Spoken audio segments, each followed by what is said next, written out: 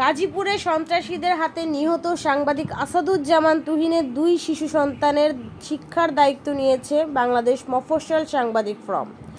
শহীদ সাংবাদিক তুহিনের বাড়ির ময়মনসিংহ ফুলবাড়িয়া উপজেলার ভাটিপাড়া গ্রামের নিজ বাড়িতে তার কবর জিয়ারত ও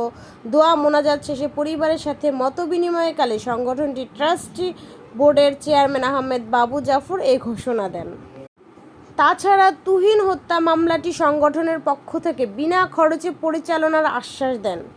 এছাড়া দিনব্যাপী গাজীপুর চৌরাস্তা, শ্রীপুরের মাওনা, ভালুকার সিড স্টোর ত্রিশালে পথসভায় বক্তব্যকালে তিনি বলেন, সাহসী সাংবাদিক আসাদুজ্জামান তুহিন হত্যার সাথে জড়িতদের মধ্যে পলাতক অপরাধীদের অতিবিলম্বে গ্রেপ্তারপূর্বক আগামী 90 দিনের মধ্যে এ হত্যা মামলার বিচারকার্য সম্পন্ন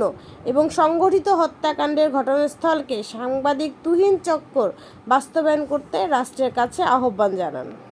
বাংলাদেশ মফস্বল সাংবাদিক ফোরাম কেন্দ্রীয় কমিটির পক্ষ থেকে তুহিন হত্যাকাণ্ডের দ্রুত বিচারের দাবিতে অনুষ্ঠিত পথসভা শেষে তুহিনের বাড়িতে তার কবর জিয়ারত,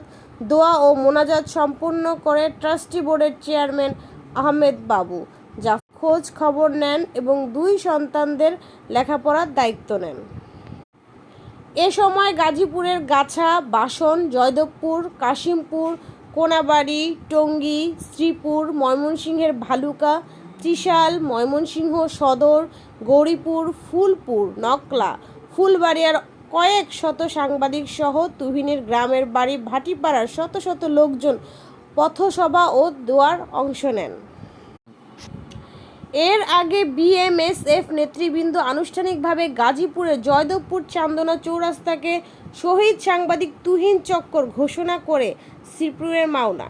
ময়মনসিংহের ভালুকা, ত্রিশালের পথসভায় যোগ দেন। কর্মসূচিতে ত্রিশাল প্রেস ক্লাব সভাপতি আলমগীর কবিরের সভাপতিত্বে কেন্দ্রীয় নেতৃবৃন্দের মধ্যে উপস্থিত ছিলেন ট্রাস্টি বোর্ডের সদস্য মুস্তাক আহমেদ খান ও আমজাদ হোসেন,